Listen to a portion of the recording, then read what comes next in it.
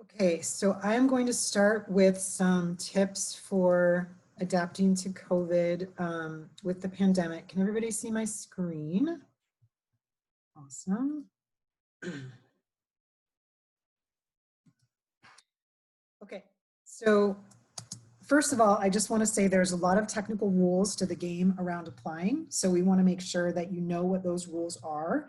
And I made a fun like dark Monopoly game with my kids during the pandemic, and we create all these fun chance and community chess cards. We created new rules for the game, and if only we could do that. But there are schools that are creating some different policies or different ways of doing things because of the pandemic this cycle that I want you all to sort of be aware of.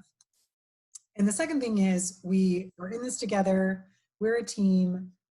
We should definitely be able to get through this. All the schools are dealing with this. All the applicants are dealing with this. So no one should feel like they're at a distinct disadvantage.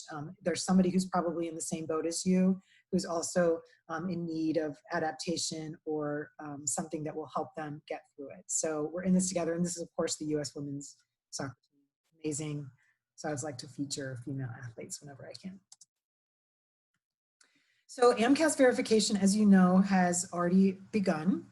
You could submit your application in May, and the earliest that AMCAS can begin to verify it and that you could submit was June 1st. The way that it works is there's a submission date from the applicant, and then there's a verification readiness date when all of your transcripts are received. It moves into the verification queue. Following the verification queue, once verification is complete, it is going to sit in that last bucket until July 10th. No schools can read any applications from AMCAS until July 10th. They won't be transmitted, nothing. So even if you submit on June 1 and you send your transcripts in early and so your application gets verified on June 1st, it will sit there until July 10th until we can download it. So if you haven't yet submitted or you're planning on submitting later this month or into July, you're still going to be in the very first bucket of downloads that go towards schools. On the application itself, there are submission dates, verification dates, and then the date that the application entered the school's system, or the date that that report is pulled from the school's system. So depending on how schools do their process, they usually do it either by verification date or by the date that they're pulling it. In the case of UCR, we use the date that we're pulling it into our system. So everybody who submitted any time before we pull our first batch of applications has the exact same date on their application. So it's up to schools to really, if they're choosing an order of priority based on this, it doesn't necessarily go from the date you submit. It might go from the date that your AMCAS is verified or the date that your application enters the school-based system. So once the schools download it, again, it's July 10th, there's a school transmission schedule. So schools choose how often they want to update the applications and the things that you might be updating in AMCAS, kind of like from the mothership, right? So the school transmission schedules vary from that point. Some schools might be getting all the applications on July 10th. Some schools might be waiting a little bit longer. It just sort of depends on the school-specific processes from there. So different schedules, like I said, different downloading. So some schools are every other day, some schools are every day. It just kind of depends on how they've set up their data transmission system from AMCAS to the school. So school processes in general follow these three phases. There's a screening phase, and there might be more than one step to that screening phase. It might be multifaceted and whatnot, but there will also be an interview phase of some sort, and then offers will be extended. The earliest offer that can be extended from general AMCAS schools is October 15th. So there's a period of time where all the interviews are taking place that schools are not allowed to make offers before then. So in general, with these three phases, each of these might be pushed a little bit forward, particularly with screening. We're obviously screening, 2 weeks later than normal, and potentially interview seasons might be extended. These are just based on what schools are able to do. So this is kind of what the cycle looks like over the course of 12 months. So as you can see, green represents like the height of that very active phase. Red is very little. and yellow is kind of slowing down, but still something's happening. So you can see the peak of the season is really September, October, November, and December. Screening slows down a little bit in January, but we're still interviewing pretty full steam. Some schools are slowing down screening, interviewing, and offers by February. Some schools are still doing it. So as long as you are kind of within the main bulk of when these things are happening, you should be okay this cycle. Obviously, people say apply early because if your application, they have your application in September, that's a much longer span of time that they have to consider it for screening before potentially interviews are slowing down. So you can kind of see how each step informs the next step within the process. So MCAT flags is something that's important to understand. So when you register for the MCAT, you take the MCAT, you use your AAMC ID number, but that system doesn't talk to the AMCAS system. So you have a choice of whether to let schools know to expect an MCAT score from you or not. If you say, yes, I'm scheduled to take another MCAT, it will place a flag in the data file that tells the school to expect an MCAT score from you. So if you choose to retake the test and you say yes, you likely will go into a hold process at that school unless they've changed it for this year. You can go back in after you receive your MCAT score and change that flag to no, just to ensure that that hold process that gets downloaded from AMCAS is removed on the school side. Some schools, when they receive updated scores, have a computer algorithm that removes the hold for you, but some schools may not. So it's important if you are a pending MCAT to make sure that you, if you want your application to not be considered until your new score comes in, you mark yes. If you want your application to be considered aside from your new score, then you should mark no. So it's important that you select no. If you want your application to move forward and you don't want schools to know you're retaking the MCAT and you just want your MCAT to catch up with your application at whatever point it is in the school's process, you can say, no, I'm not retaking the MCAT, even though you are, and it will not hold your file. Your file might be reviewed before that new information. It depends on the school-based process, but I think understanding how this works is important. If you have no score at all, then I would recommend that you, of course, put yes, because then the school will know that you're planning on taking the MCAT and will still place your file into a hold bin. If they think you're never going to take the MCAT, they might not allow you to enter the process at all.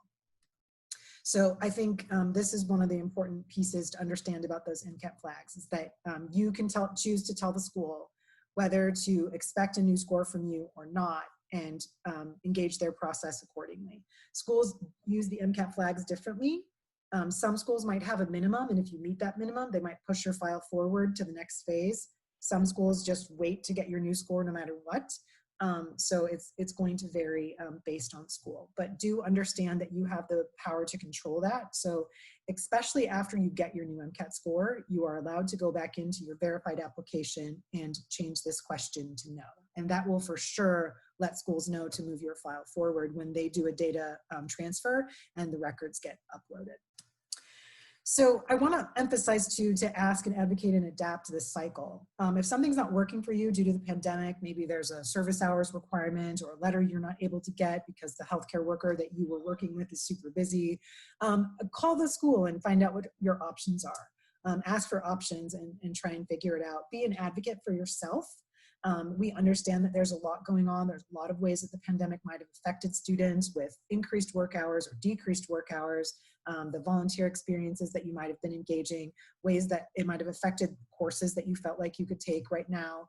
So I just encourage you to be an advocate for yourself and try and problem solve through that as much as possible.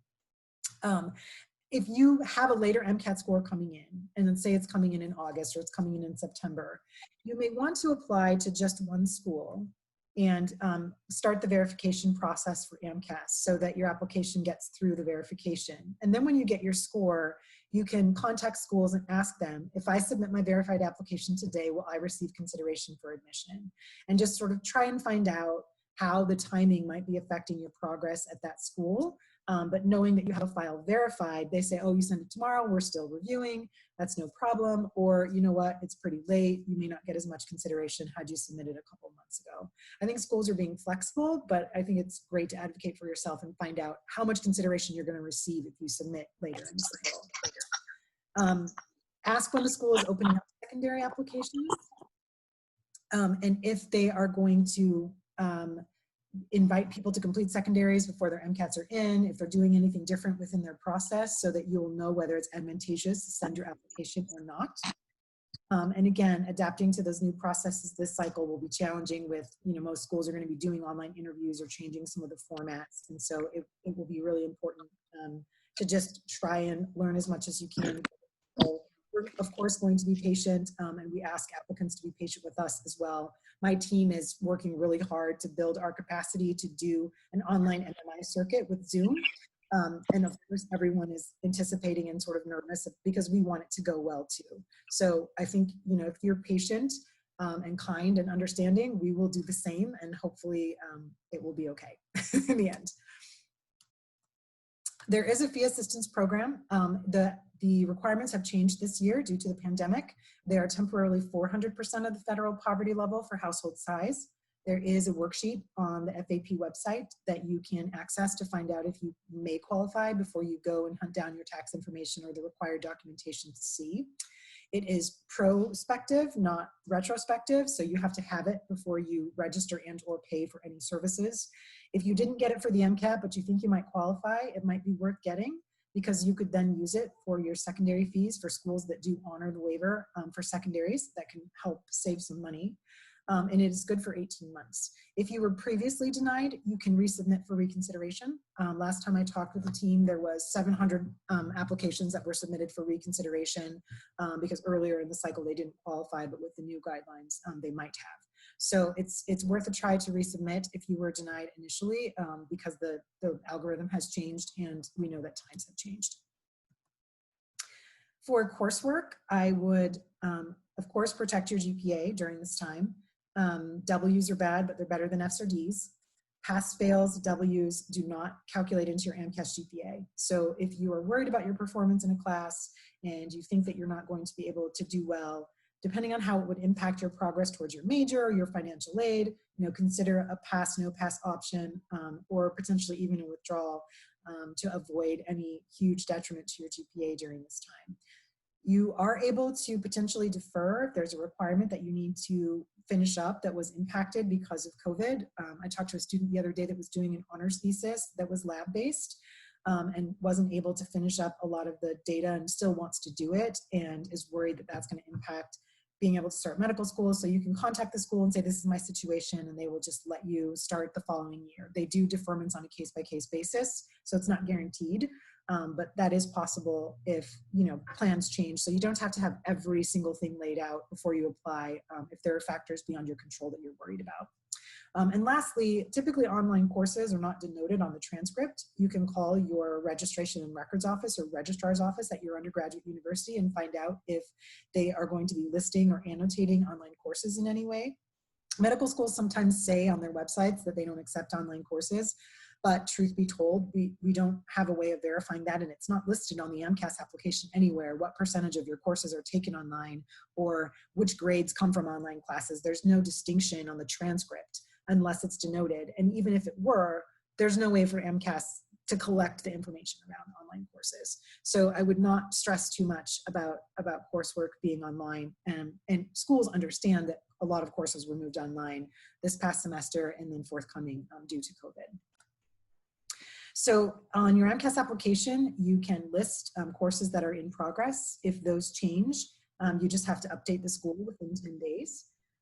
We do contingent admissions sometimes if there's a class that a student needs to take. Obviously, the cycle takes a whole year. So if you apply right now, you're missing one of the prereqs, we accept you in November. We might say, okay, between now and August 1st, you need to take this bio course that you're missing, and you have to get at least a B in that class in order to keep your seat, sort of thing.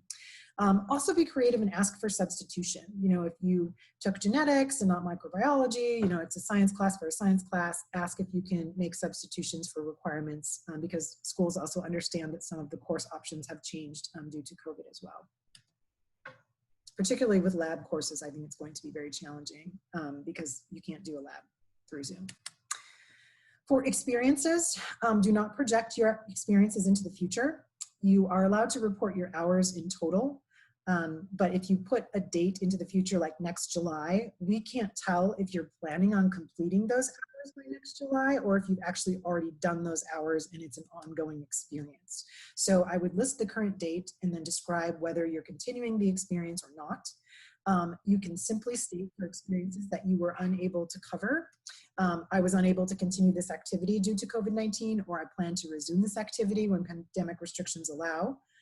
Resist the temptation to inflate your hours, because it is a problem on AMCAS applications, and quite frankly, sometimes it's so unreasonable. Applicants list, 10,000 hours, some crazy thing.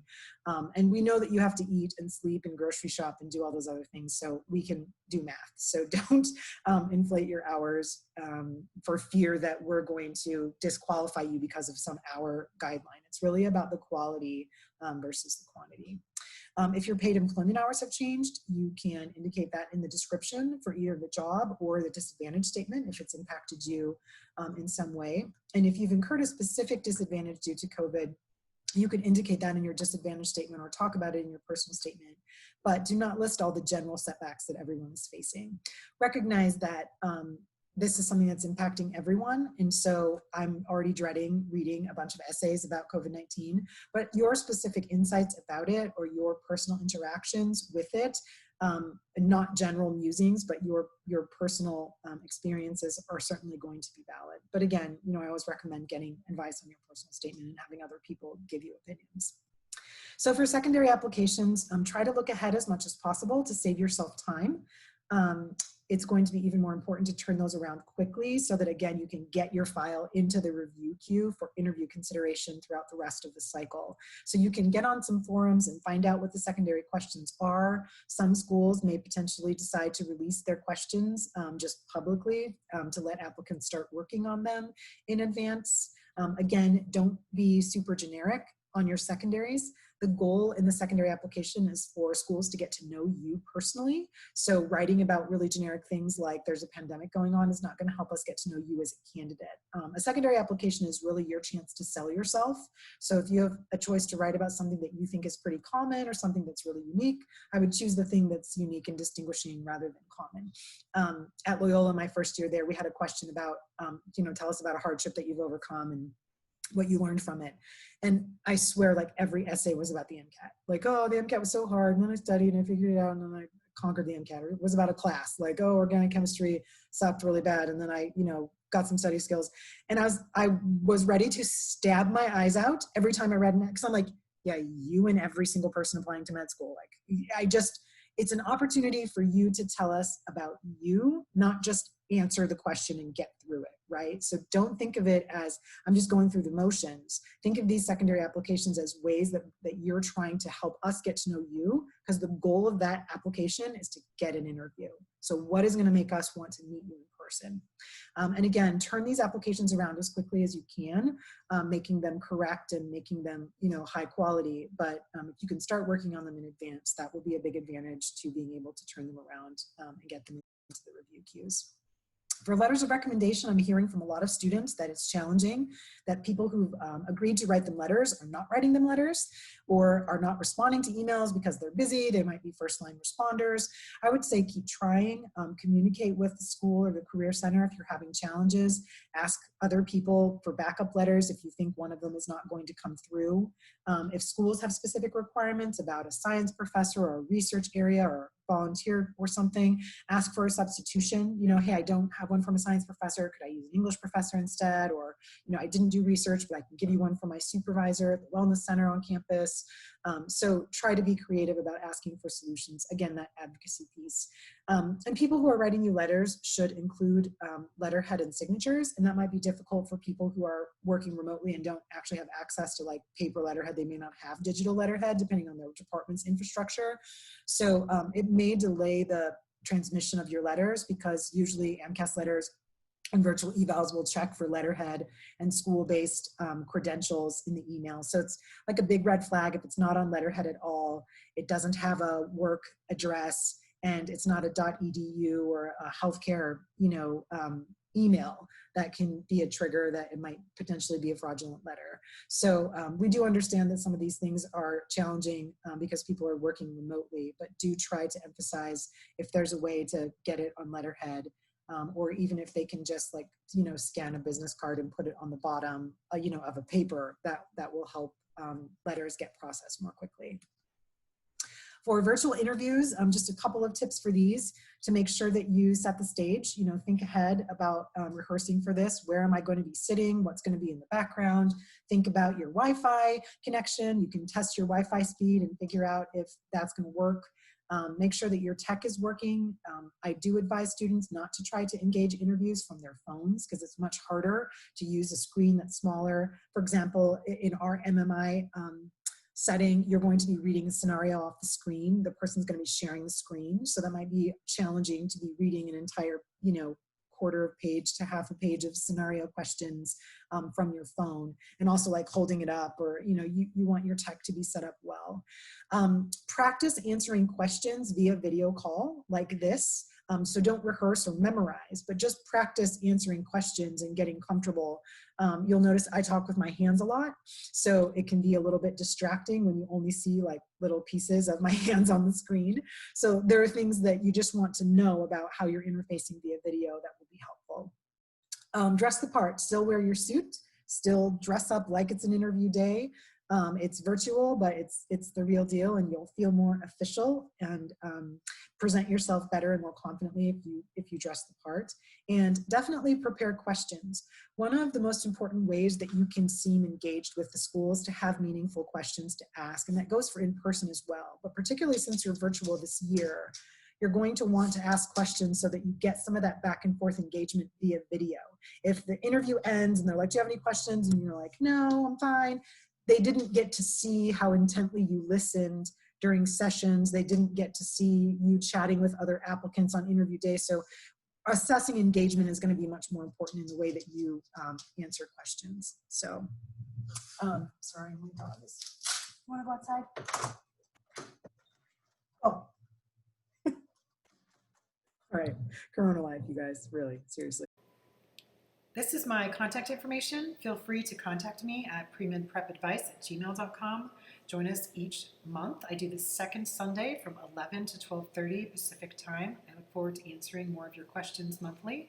And my book will be released from Rutgers Press in November.